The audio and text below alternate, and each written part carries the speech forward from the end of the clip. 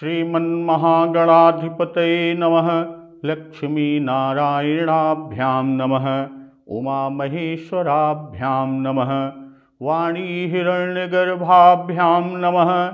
शचीपुरन्दराभ्यां नमः। मातापितृचरणकमलेभ्यो नमः। इष्टदेवताभ्यो नमः। कुलदेवताभ्यो नमः। ग्रामदेवताभ्यो नमः।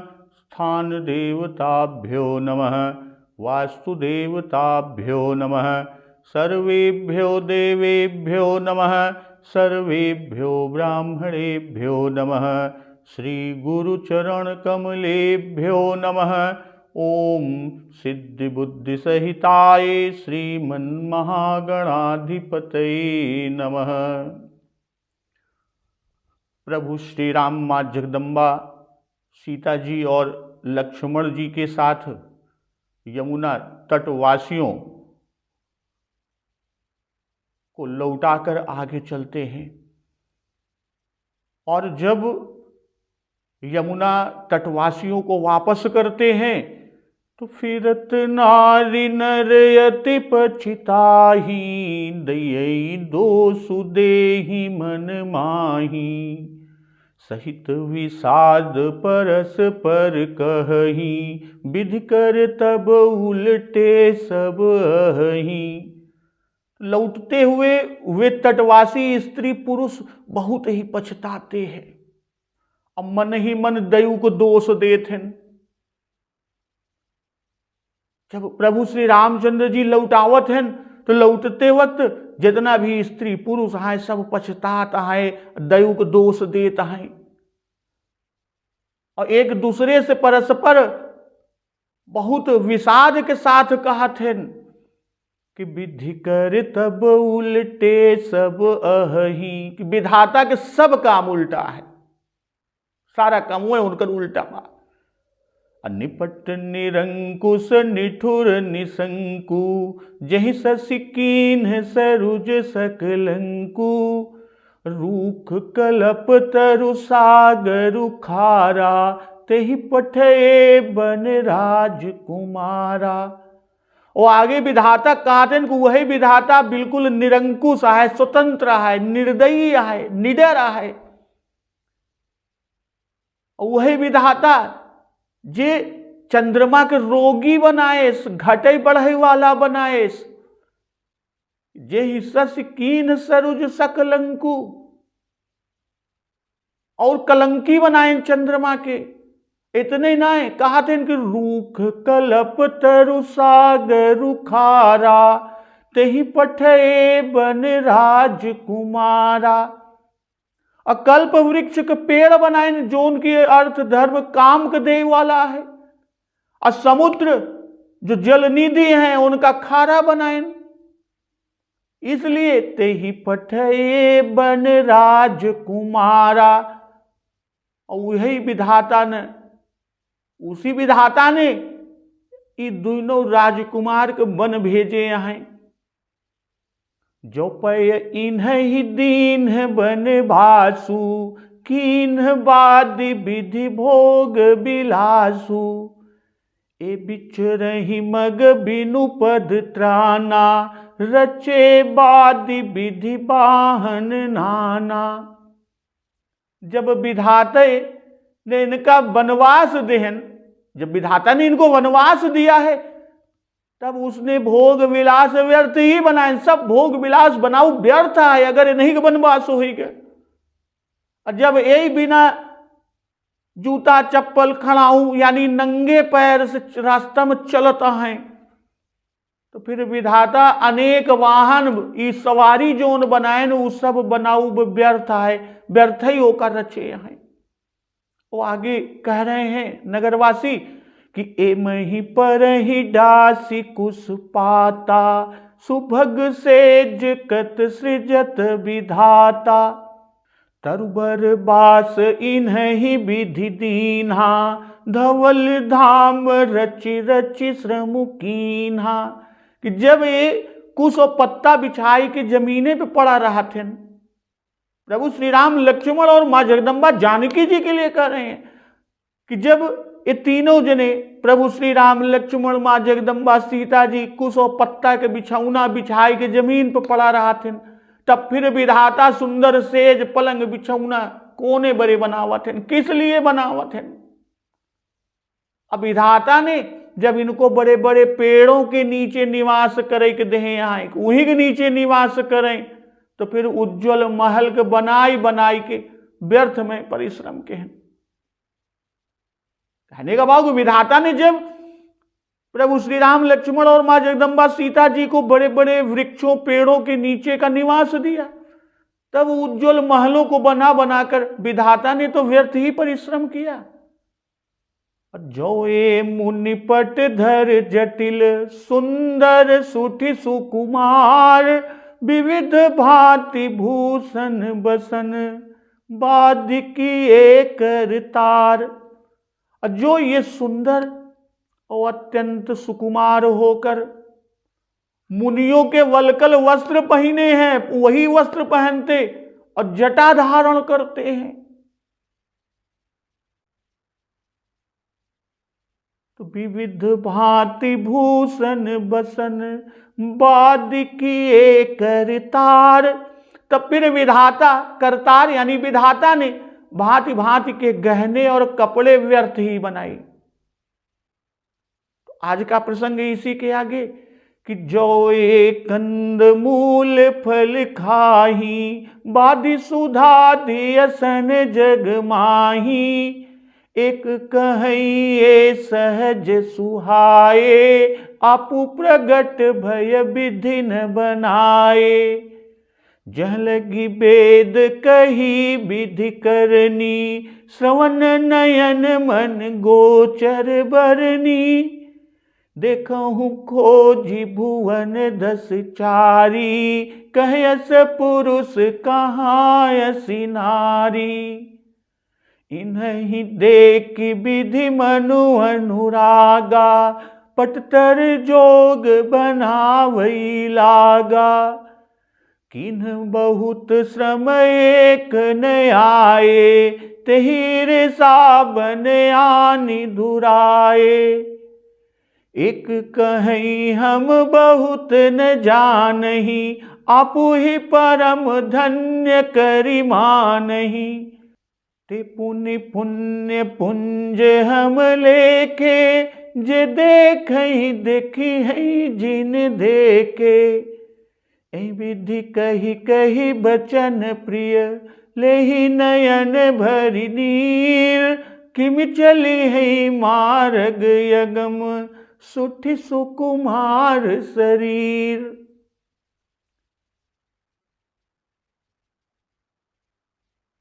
यमुना तटवासी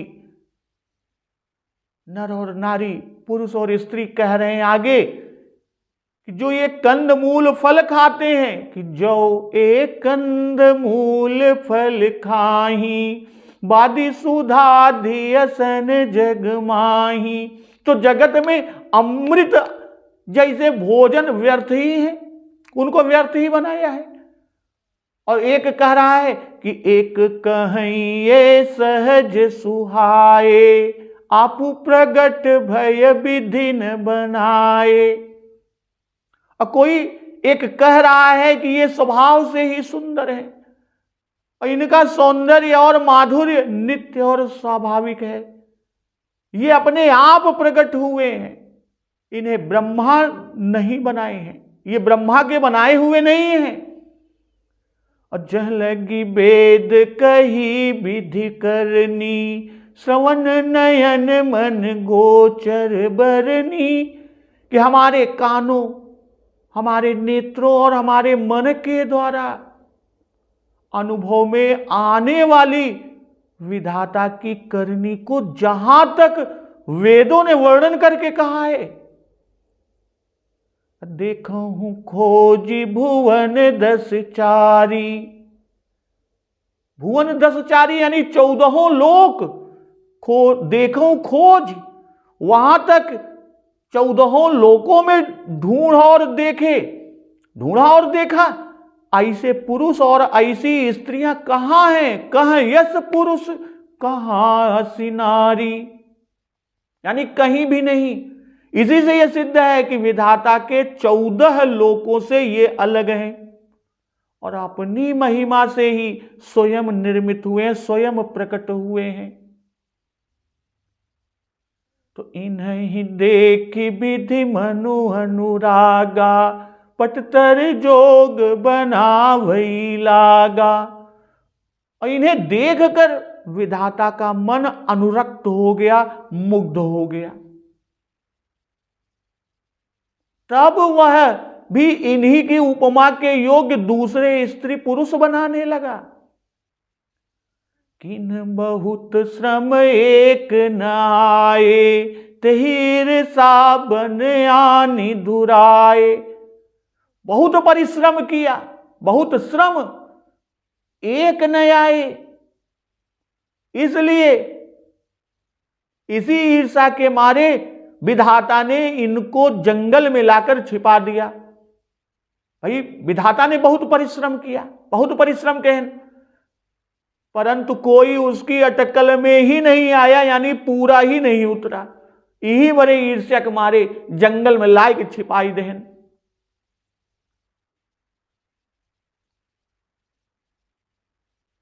भाई ये ग्रामवासी जो कह रहे हैं, ग्रामवासियों के मुख से यहां बाबा गोस्वामी तुलसीदास जी यथार्थ स्वरूप को कहलाए हैं। और यथार्थ ऐसा ही है कि क्षामय नरवेश संवारे, हुई हो प्रगट निकेत तुम्हारे। और भय प्रकट कृपाला, दीन दयाला, कौशल्या हितकारी। तो ये तो प्रकट हुए ही है। और सहज सुहाए, जैसा गीतावली में कि रूप शोभा प्रेम के से कमनीय काय हैं, मुनिवेश किए किधौ ब्रह्म जीव माय हैं। श्रवण नयन मन गोचर बरनी, अर्थात वे सुने जाते हैं, देखे जाते हैं और मन से उनका विचार किया जाता है, अनुभव किया जाता है। असो हमने जो कुछ सुना, देखा और अनुभव किया, तेही ईर्खा बने आन दुराए। भाई सरस्वती जी को भेजकर कैकेयी से वर मंगवाए, वनवास करवाए, बस विधि से इतना ही करते बना।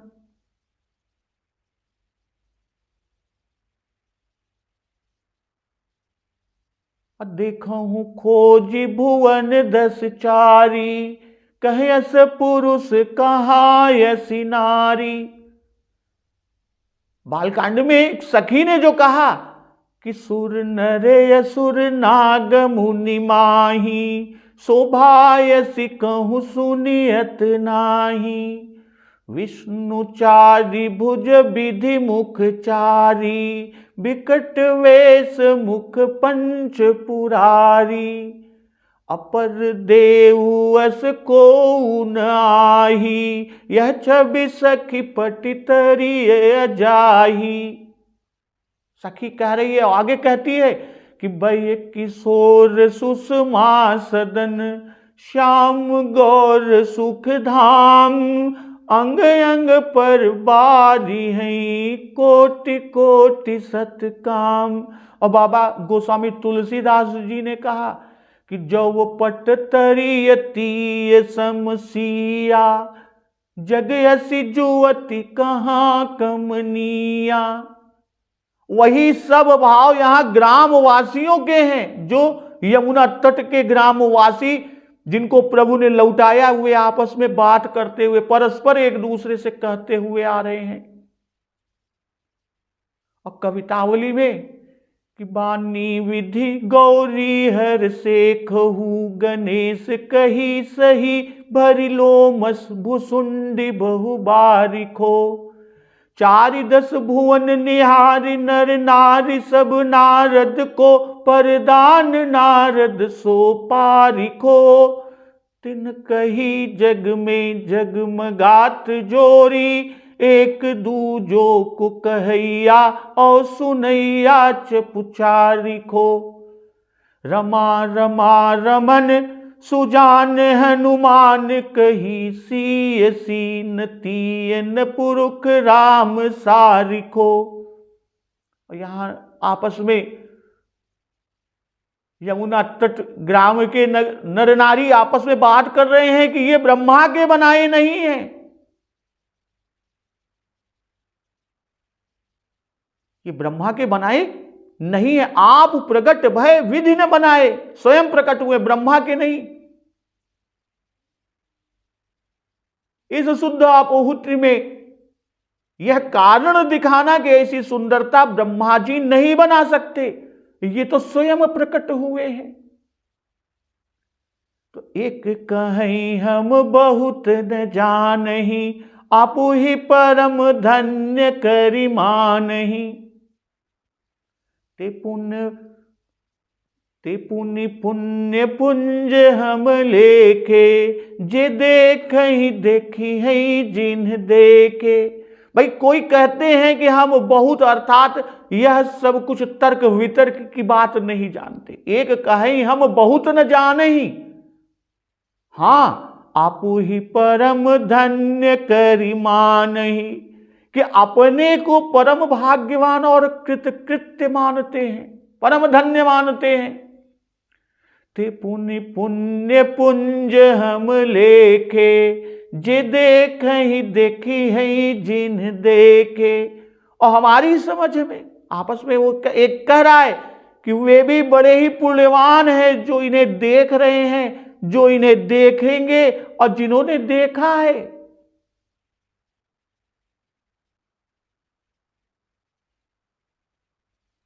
तो यही विधि कही कही बचन प्रिय, लेहि नयन भरि नीर। किम चले है मार्ग अगम, सुठ सुकुमार शरीर। तो इस तरह प्रिय वचन कह कह कर, कही कही बचन प्रिय, लेहि नयन भरि नीर, नेत्रों में जल भर लेते हैं। अर्थात प्रेम वार्ता से प्रेम हृदय में नहीं समाता, हृदय में समाता ही नहीं है, वो उमर के प्रेमाश्रु के द्वारा, प्रेम के अश्रु द्वारा नेत्रों से प्रकट हो जात। और शोकातुर हो गया कहत है कहो कि किम चली है मार्ग अगम, सुठ सुकुमार शरीर। ये कठिन रास्ते में कैसे चलेंगे, इनका अत्यंत सुकुमार शरीर है, यह कोमलता से कैसे चली है। कहते हैं आपो ही धन्य परम धन्य करि मानहि। भाई मिथिला वासिनियों के जो कथन है कि हम सब सकल सुकृत कई राशि, भय जग जनमी जनकपुरवासी। जिन्ह जान की राम छवि देखी, को सुकृति हम सरिस अभिषेकी। और फिर कि को जाने कौन सुकृत लहो है लोचन लाहु, गीतावली का। और यहां कहते हैं कि ले ही नयन भरि नीर।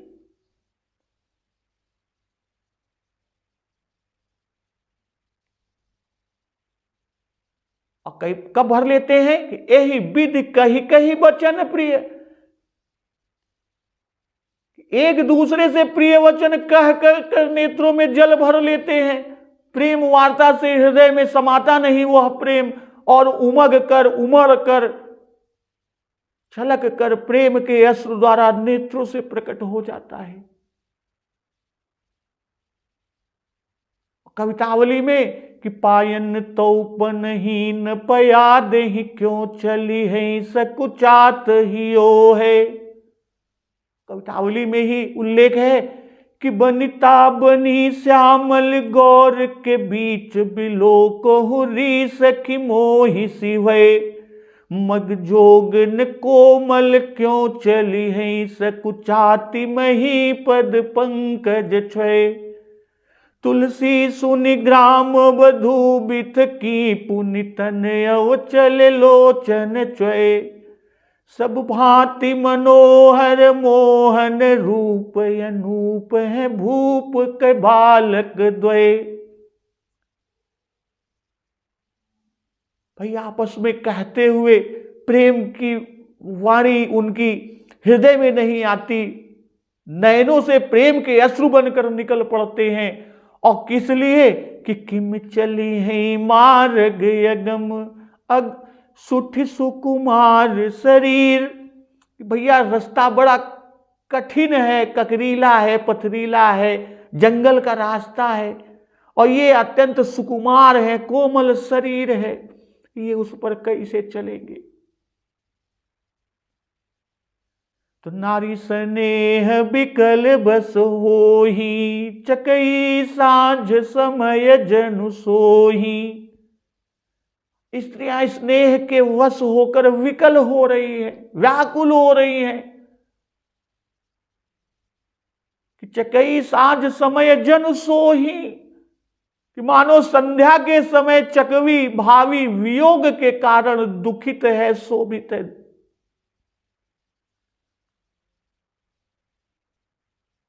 मृदु पद कमल कठिन मगु जानी, गहबर हृदय कहीं बरबानी।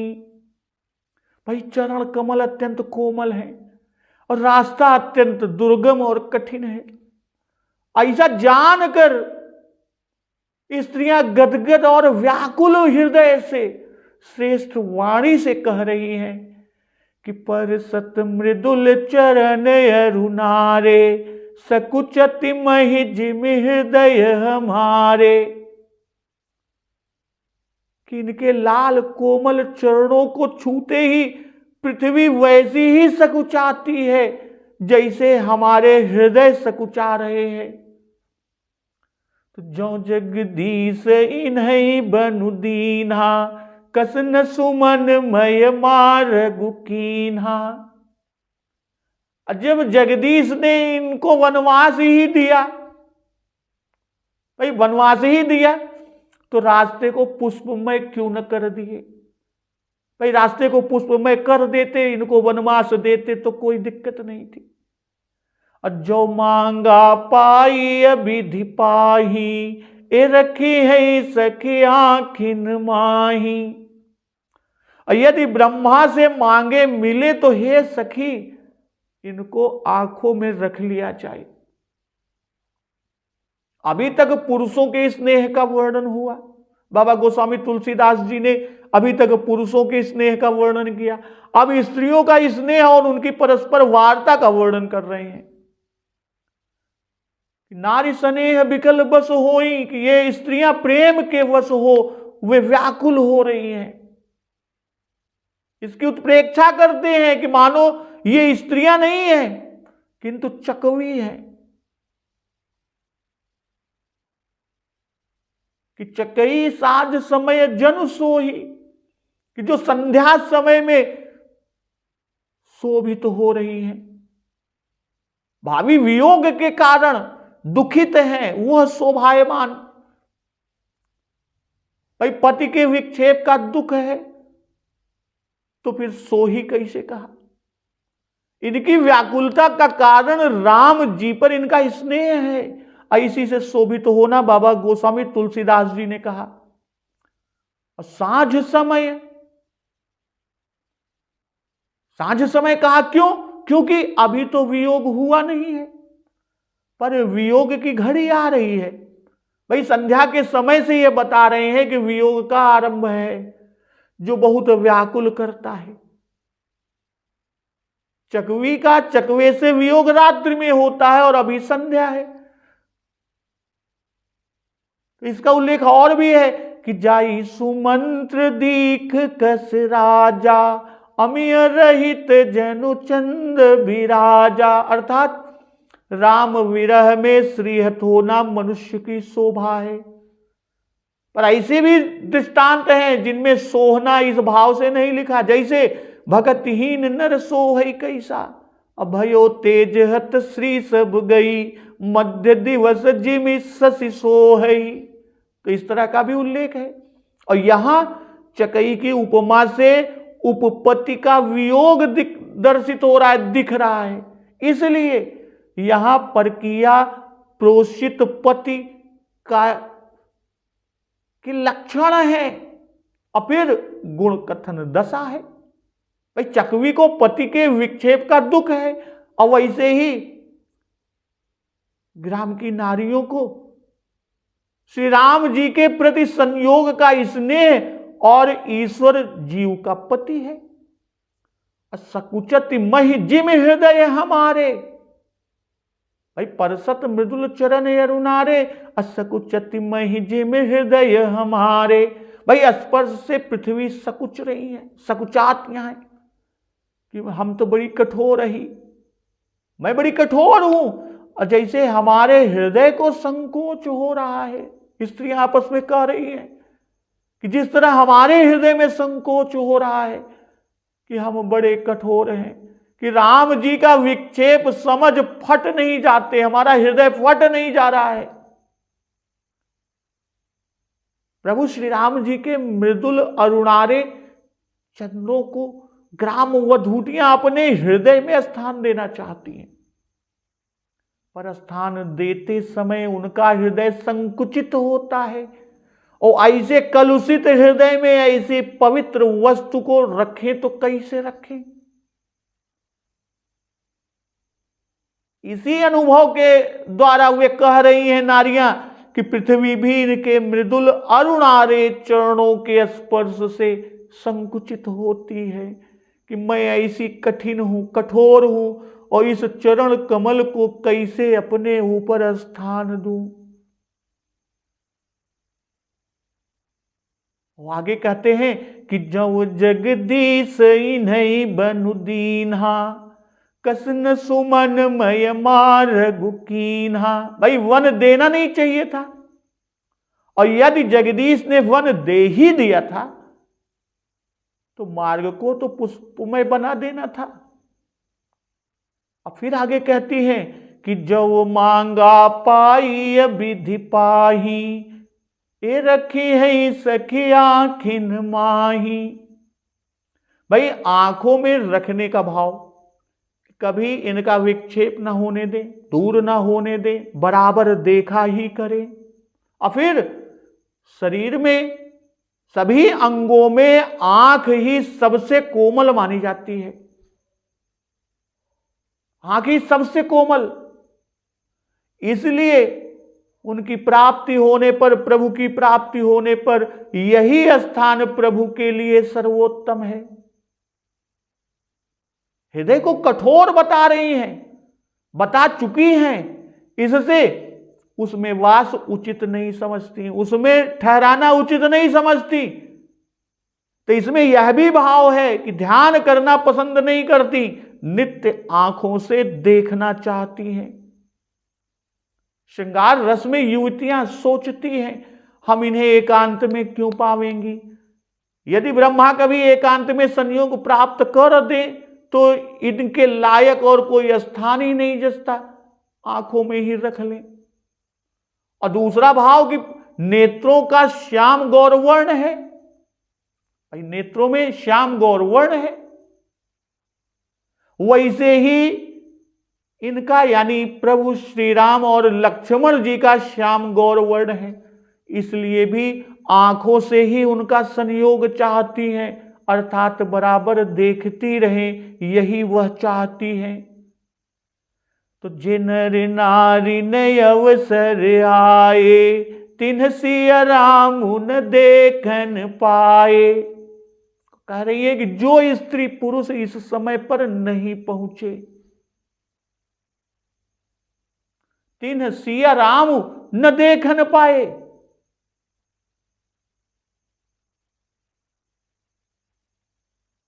वे श्री सीता राम जी को न देख पाए। असुन स्वरूप बूझे ही अकुलाई, अब लग गए कहां लगी भाई। वे प्रभु के सुंदर रूप की प्रशंसा, उनकी प्रशस्ति सुनकर अब व्याकुल होकर पूछते हैं, अब लग गए कहां लगी भाई, कि अब तक वे कहां तक पहुंचे होंगे। हे भाई बताओ हमको कहां तक पहुंचाऊंगे, हम जाई मिल लई। समरथ धाई बिलो कहीं जाई, प्रमुदित फिर ही जन्म फल पाई। तो जो समर्थ हैं, जिनके पौरुष और बल है, पौरुख है, वो दौड़ के जाते हैं और जाय के देखते हैं, यानी दौड़ते हुए जाकर देखते हैं और जन्म लेने का फल पाकर प्रमुदित फिर ही जन्म फल पाई।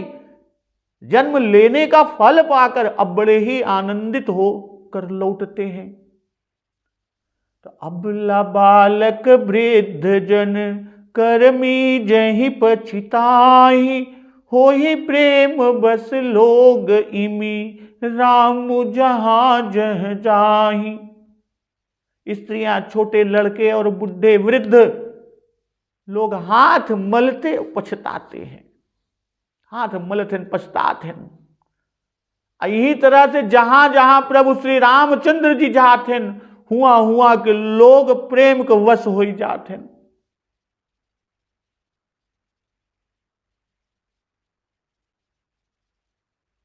ये रखी है सखी आंखी न माही। ये अब तक तो दर्शकों के हाल को बाबा गोस्वामी तुलसीदास जी ने बताया। अब उन लोगों का हाल कह रहे हैं, बता रहे हैं जो समय से नहीं पहुंचे। जे नर नारी ने अवसरे आए, तिन्ह सिय राम न देखन पाए। भाई जो स्त्री पुरुष समय पर नहीं पहुंचे वे श्री सीताराम जी को न देख पाए। और जब उनके सुंदर रूप की प्रशंसा, उनके प्रशस्ति, उनके बारे में सुनत हैं तो सुन के व्याकुल हो के पूछते हैं कि हे भैया बताओ अब तक प्रभु कहां पहुंचा हुई है। और जब वो बतावत हैं तो जे समर्थ है, जिनके पौरू का है, बल है, वो दौड़ के जाई के देख लेते हैं।